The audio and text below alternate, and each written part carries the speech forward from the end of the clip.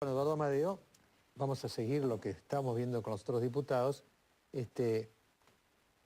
Y lo que explicábamos, ¿no? Recién, el escándalo Choclender parece que al principio se puede encapsular y decir, bueno, es Choclender. El malo de la película es él, engañó a las madres, engañó al gobierno, engañó a todo el mundo, pero queda ahí. Aparentemente no queda ahí y va desbordando y va subiendo. ¿Cómo interpreta el diputado Amadeo esto? Es que esto le ha pegado al kirchnerismo en algunos de sus supuestos más importantes. El primero es que ellos podían manejar absolutamente la historia, las biografías de los adversarios, las interpretaciones políticas, todo era manejable a partir de la pared que establecía la ideología, ¿no?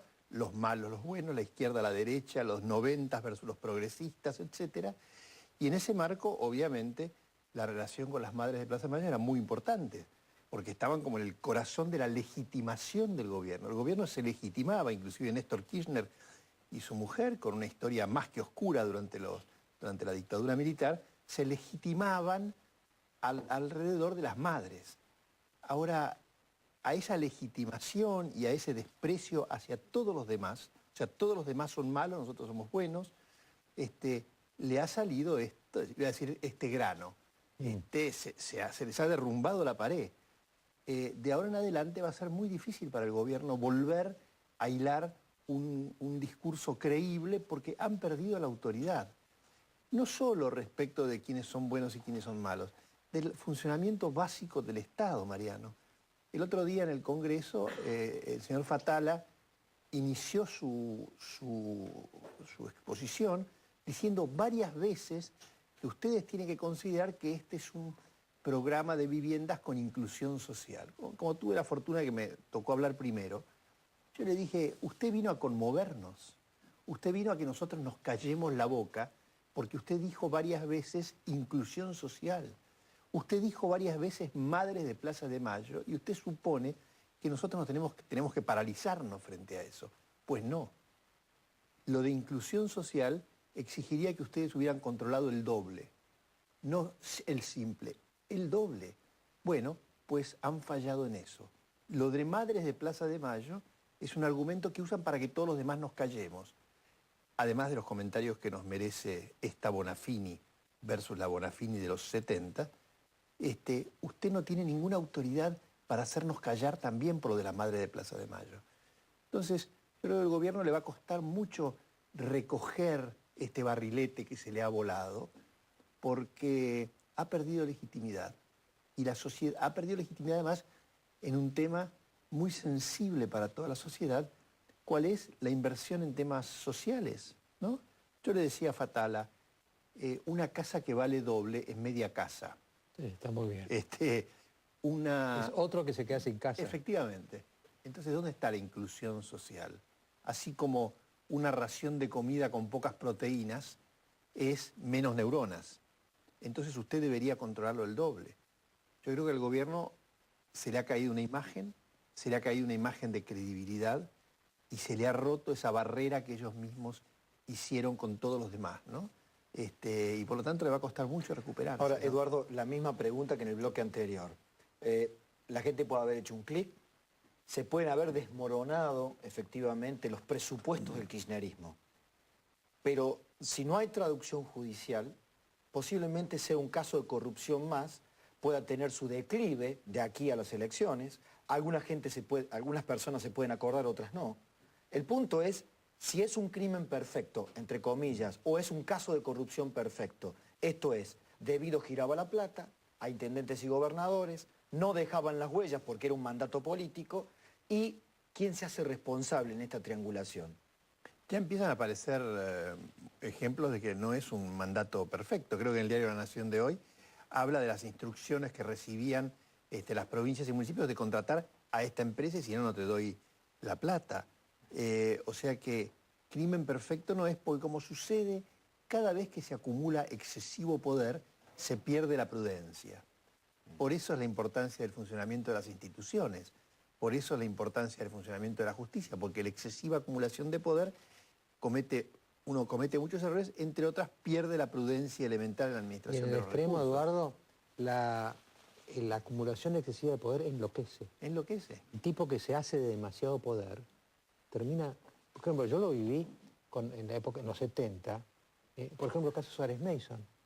Suárez Mason yo lo había conocido antes, era un cara normal. De golpe le dieron poder de vida y muerte en la ciudad. Se volvió un demente. Porque no se puede, uno no puede contener psicológicamente tanto poder. Claro. No se puede tener tanto poder, es como sobrehumano y uno es humano. No, hay que tener mucha templanza para eso. Schocklender se volvió loco con el poder. Yo oí el viernes contando cómo armaba enormes bicicletas financieras. Cuando se le iba acabando el tiempo, o sea, necesitaba más recursos, iba a patear las puertas de los funcionarios pidiéndole pagame, entonces dame más cheques y los meto en la bicicleta. Pero lo terrible de esto es que Schocklender, como dicen los muchachos, chapeaba. Esto es, claro, si no me lo das, la llamo a Bonafini. Si no me lo das, la llamo a Cristina. Y ahí estaba todo el círculo cerrado. No sé, Pablo, si esto va a cambiar mucho las elecciones. Yo creo que sí. Yo creo que en la ciudad de Buenos Aires le están haciendo un flaco favor a Filmus. Pero además le va a costar mucho a la presidenta seguir con este discurso soberbio de buenos y malos. En cualquier momento van a empezar a aparecerle a la presidenta las dificultades para dividir la sociedad entre unos y otros. Nadie puede creer razonablemente que esto es una conspiración del Clarín. Digo, como dice Página 12 de hoy, Página 12 ha vuelto frente al silencio y a lo abrumado que estaban, han vuelto a sacar de la galera el invento del Clarín. La Ferrari está allí, no la inventó Clarín, ¿no? O sea que yo creo que se le va a dificultar mucho al gobierno mantener este discurso de nosotros buenos y todos los demás malos, ¿no? El punto es, también lo tratábamos en el bloque anterior, qué va a pasar con los pactos de impunidad y con los mensajes a la justicia. La verdad que a mí me tiene obsesionado Ollarvide, porque cuando hoy aparece en algunos medios este fin de semana las causas de Ollarvide, ¿no? Y esa matemática ¿Cómo perfecta. será esa computadora? Claro. Yo voy a preguntarle claro, a los genios de computadora que nos digan, ¿cómo se hace para tener una computadora que siempre va a donde tiene que ir cuando sortea? No, pero además, Mariano, ya hay un estilo. Como los niños cantores, ¿no? Es una cosa, ahí hay algo raro. Claro, pero fíjese que aquí hay un estilo Ollarvide. El estilo Ollarvide es también para la tribuna. Él investiga, se hace cargo de la causa, rápidamente maniobras espectaculares, allanamientos, recolección de pruebas. La gente dice, bueno, Ollarvide verdaderamente se está moviendo. Pero cuando uno hace el recuento de las causas que tiene, por ejemplo, tiene Skanska en sus manos, que la heredó de otro juzgado, y no pasa absolutamente nada.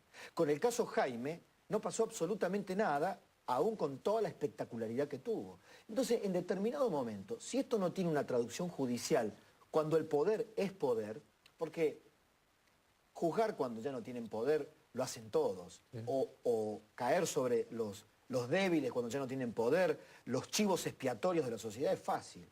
La pregunta es, ¿qué va a pasar con la próxima generación de políticos? Yo no sé qué va a pasar a los demás. Yo estoy convencido, y el espacio en el que trabajo con el doctor Duhalde, pero también con los que hablamos en la Cámara, porque en esto no tenemos diferencia con el PRO, no tenemos diferencia con los radicales, no tenemos diferencia con la coalición cívica, es que la Argentina está hambrienta de ejemplaridad. Nosotros necesitamos darle ejemplaridad. Y voy a decir una cosa casi ridícula. Si Schocklender pasa de largo con esto, la gente seguirá violando los semáforos, entregando cheques sin fondos, robándose. O sea, ¿por qué no lo voy a hacer si no pasa nada arriba? Y la sociedad no puede funcionar de esta manera. Seguirán las coimas en la calle o en las obras públicas. Tal vez, no sé si esto es negocio político hablar en este sentido, pero es una obligación moral muy profunda, ¿no? Digo, todos los que tenemos algunos años más, hemos visto esta decadencia moral de la Argentina. Y se ha producido varias veces. Absolutamente. Es como digamos, un tren fantasma, ¿no? Que baja y sube. Totalmente, ¿no? Totalmente. Entonces, a mí ni se me ocurre pensar en un pacto de impunidad. Ahora, para que esto no sea bla bla, tiene que traducirse en el efectivo funcionamiento del Consejo de la Magistratura, el efectivo funcionamiento del juicio político. No, y lo que decía recién Pablo, no nos olvidemos que nosotros hablamos de la justicia, los jueces, pero la Constitución habla del poder judicial. Sí, sí. Yo creo que no hay poder judicial en Argentina. No, seguro. Hay jueces, algunos mejores, otros peores, pero no hay poder.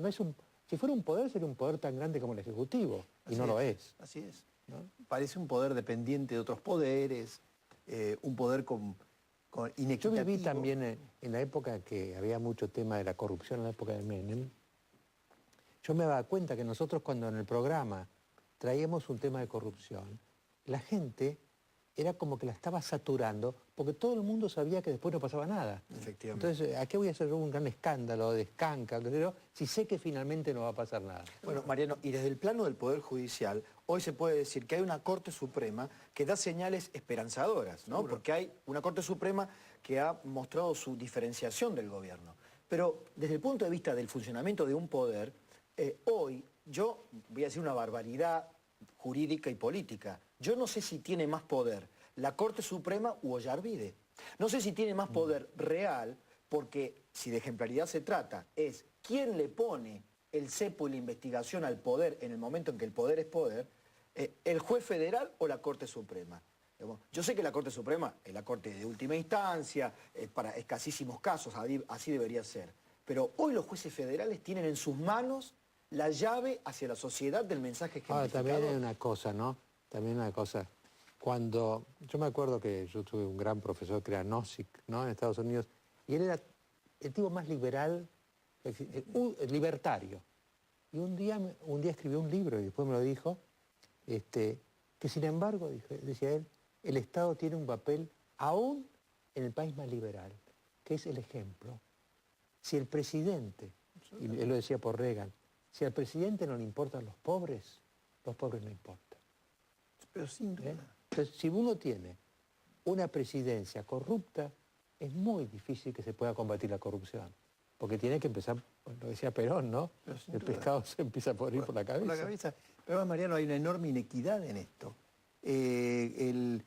Cualquiera de estos personas que la calle llama chorros, de guante blanco, pueden contratar el mejor estudio de abogados. Claro, el resto de la sociedad no. Exacto. Entonces la justicia funciona como una herramienta de transmisión de la inequidad. O sea, este es un tema central de los pactos de largo plazo de la Argentina.